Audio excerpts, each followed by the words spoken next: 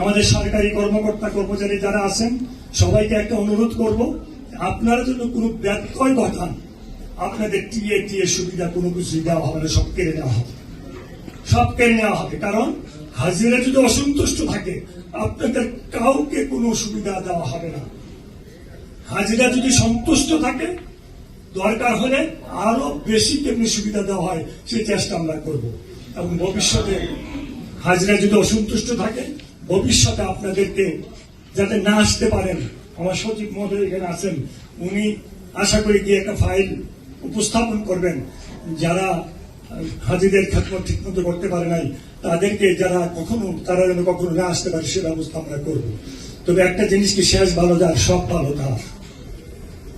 এই পর্যন্ত যা হয়েছে হজটা শেষ হওয়া পর্যন্ত এবং হজ শেষ হওয়ার পরে দেশে যাওয়া পর্যন্ত যদি হাজিরা সুন্দরভাবে যেতে পারে আমরা সবচেয়ে বেশি খুশি হব এবং আরো অনেক পুরস্কারের ব্যবস্থা রাখবো। আমি এখন এটা বলতে চাই না, আপনাদের জন্য যা করার দরকার আমরা তাই করব।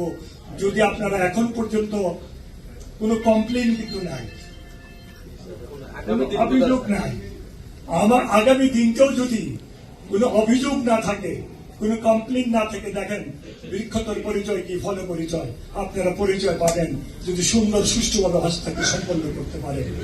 আপনারা যারা হজ গাইড আছেন সবকিছু নির্ভর করছে আপনাদের উপরে। আসলে মন্ত্রণালয় থেকে যারা আসছেন তারা আপনাদেরকে সাহায্য করবে, সহযোগিতা করবে, কিন্তু মেইন হাজিদের খেদমত করবে হজ গাইডরা। আমি হজ গাইডদের প্রশিক্ষণের সময় বলেছিলাম আমি 5 লক্ষ টাকা পুরস্কার হিসেবে তাদেরকে দেব আমার নিজের পকেট থেকে। যারা হাজিদের খেদমত করে প্রথম হবে, দ্বিতীয় হবে, তৃতীয় হবে, চতুর্থ হবে, তাদের মধ্যে 5 লক্ষ টাকা ভাগ করে দেওয়া হবে। এটা নির্ধারণ করবে আমাদের একটা কমিটি করে দিব, কমিটি। সময়ের সাথে সাথে দেখা দেয় নিত্য নতুন প্রয়োজন, রেডি থাকতে হয় প্রতি মুহূর্ত। তাই এলো ইনোভার, যেন আপনি লাইফে থাকেন রেডি প্রতিদিন। Innova, designed for now.